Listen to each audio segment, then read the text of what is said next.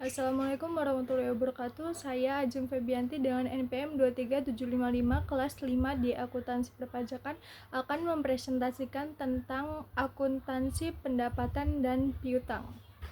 Definisi pendapatan. Pendapatan LRA atau laporan realisasi anggaran merupakan semua penerimaan rekening kas umum negara yang menambah saldo anggaran laba dalam periode bersangkutan yang menjadi hak pemerintah dan tidak perlu dibayar kembali. Pendapatan laporan operasional atau LO merupakan hak pemerintah yang diakui sebagai penambah ekuitas dalam periode bersangkutan dan tidak perlu dibayar kembali. Pendapatan laporan operasional atau LO diakui saat timbulnya hak atas pendapatan LO, pendapatan yang diperoleh berdasarkan peraturan perundang-undangan, dan pendapatan yang diperoleh sebagai imbalan atas suatu pelayanan yang telah selesai diberikan berdasarkan peraturan perundang-undangan. Yang kedua yaitu akun yang digunakan, yaitu pendapatan LO dan beban. Yang ketiga yaitu pendapatan LRA disajikan dalam laporan realisasi anggaran. Pendapatan LRA atau adanya aliran masuk sumber daya ekonomi diakui ketika pendapatan LO yang berupa hak yang telah diterima oleh pemerintah tanpa didahului adanya penagihan. Akun yang digunakan yaitu pendapatan LRA, belanja, transfer, dan pembayaran. Pendapatan LO disajikan dalam laporan operasional. Prinsip akuntansi pendapatan daerah LRA. Yang pertama, pendapatan secara umum diakui setelah disetor ke rekening kas umum daerah. Yang kedua, koreksi atas pengambilan pendapatan yang sifatnya tidak berulang atas pendapatan tahun berjalan dicatat sebagai pengurang pendapatan, sedangkan koreksi atas pengambilan pendapatan periode sebelumnya dicatat sebagai belanja tidak terduga yang mengurangi saldo anggaran laba pada periode ditemukannya koreksi. Yang ketiga, pengembalian yang sifatnya normal, sistematik dan berulang atau recurring atas penerimaan pendapatan periode berjalan atau sebelumnya dicatat sebagai pengurang pendapatan. Yang keempat yaitu akuntansi pendapatan dilaksanakan berdasarkan asas bruto, yaitu dengan membukukan penerimaan bruto dan tidak mencatat jurnal netonya setelah dikompensasikan dengan pengeluaran. Pendapatan asli daerah. Yang pertama, pajak daerah berupa pajak provinsi dan pajak kabupaten atau kota. Yang kedua, retribusi daerah berupa retribusi jasa umum dan retribusi jasa usaha serta perizinan tertentu. Yang ketiga, hasil perusahaan milik daerah dan hasil pengelolaan kekayaan daerah yang dipindahkan. Yang keempat, lain-lain PAD yang sah seperti hibah, dana darurat dari pemerintah dalam rangka penanggulangan korban atau kerusakan akibat bencana alam, dana penyesuaian, dan dana otonomi khusus yang ditetapkan oleh pemerintah, bantuan keuangan dari provinsi atau pemerintah daerah lain.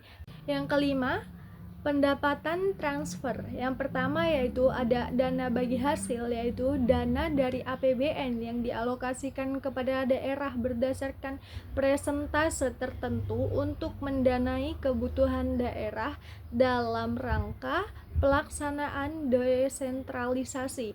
Yang kedua, dana alokasi umum, yaitu dana dari APBN yang dialokasikan dengan tujuan pemerataan kemampuan keuangan antara daerah untuk mendanai kebutuhan daerah dalam rangka pelaksanaan otonomi daerah. Yang terakhir yaitu dana alokasi khusus, dana dari APBN yang dialokasikan dengan tujuan untuk membantu mendanai kegiatan khusus merupakan urusan daerah dan sesuai dengan prioritas nasional. Jurnal transaksi penerimaan pendapatan. Yang pertama, penerimaan pendapatan pajak daerah. Kas di bendahara penerimaan sebagai debit, pendapatan pajak daerah sebagai kredit. Yang kedua, yaitu penerimaan pendapatan retribusi daerah, RKPPKD sebagai debit, pendapatan retribusi daerah sebagai kredit. Yang ketiga, penerimaan hasil pengelolaan kekayaan daerah yang dipisahkan, kas di daerah. Yang ketiga, penerimaan hasil pengelolaan kekayaan daerah yang dipisahkan, kas daerah sebagai debit, hasil pengelolaan kekayaan daerah yang dipisahkan sebagai kredit. Yang keempat, penerimaan lain-lain PAD yang sah, RKPPKD sebagai debit, lain-lain PAD yang sah sebagai kredit. Yang kelima, pengembalian kelebihan pendapatan di debit, RKPPKD di kredit. Pengertian akuntansi piutang. Piutang adalah hak tagih pemerintah kepada pihak lain yang belum diterima pembayarannya, bisa berasal dari kewenangan Pemda, misalnya untuk memungut pajak daerah, retribusi daerah, atau hak tagih karena memberikan pinjaman kepada pihak lain. Pengakuan piutang. Telah diterbitkan surat ketetapan dan atau telah diterbitkan surat penghasilan dan telah dilaksanakan penagihan. Pungutan pendapatan negara. Yang pertama, piutang pajak pemerintah pusat seperti pemerintah provinsi dan pemerintah kabupaten atau kota.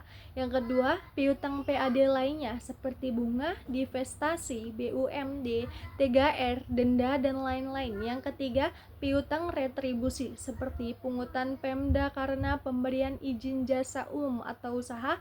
Yang keempat, piutang PNBP seperti pungutan pemerintah pusat sumber daya alam, bagian laba BUMN, PNBP, dan lainnya. Piutang berdasarkan perikatan. 1. Pemberian pinjaman, piutang perusahaan penerusan pinjaman, dana bergulir. Yang kedua, penjualan, seperti pemindah tanganan barang milik negara dengan penjualan, pertukaran, hibah, PMP, dan angsuran. Yang ketiga, kemitraan berupa bangun serah kelola atau bangun kelola serah. Yang keempat, pemberian fasilitas atau jasa seperti penyewaan gedung, rumah dinas, alat-alat berat, dan lain-lain. Pengakuannya, yang pertama, harus didukung dengan naskah perjanjian yang menyatakan hak dan kewajiban secara jelas. Yang kedua, jumlah piutang dapat diukur. Yang ketiga, telah diterbitkan surat penagihan dan telah dilaksanakan penagihan. Yang keempat, atau yang terakhir, yaitu belum dilunasi sampai dengan akhir periode pelaporan. Piutang transfer atas pemerintahan. 1. Dana alokasi umum provinsi dan kabupaten atau kota sebesar jumlah yang belum diterima. Dalam hal terdapat kekurangan transfer dana alokasi umum dari pemerintah pusat ke provinsi atau kabupaten atau kota.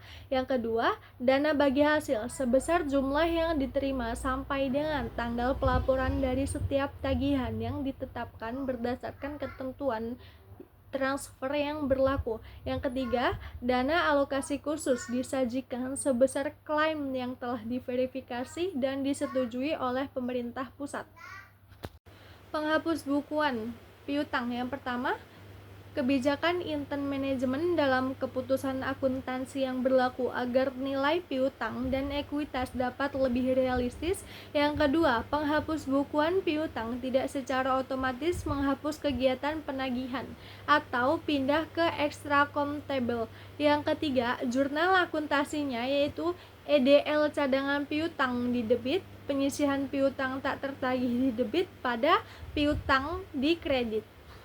Pemberhentian piutang. Yang pertama, pelunasan dengan pembayaran tunai. Yang kedua, penghapus bukuan atau write off, dan penghapus tagihan atau write down. Penghapusan piutang. 1.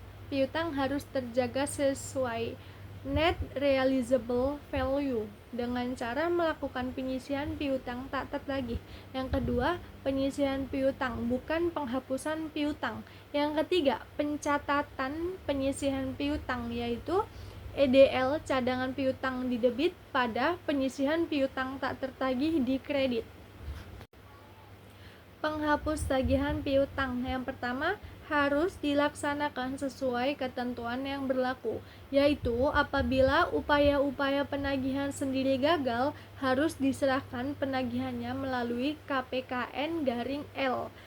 K-L yang menyerahkan piutang tak terdagih tetap mencatat jumlah piutangnya dan diberikan penjelasan pada CALK kalau diserahkan penagihannya kepada KPKN-L.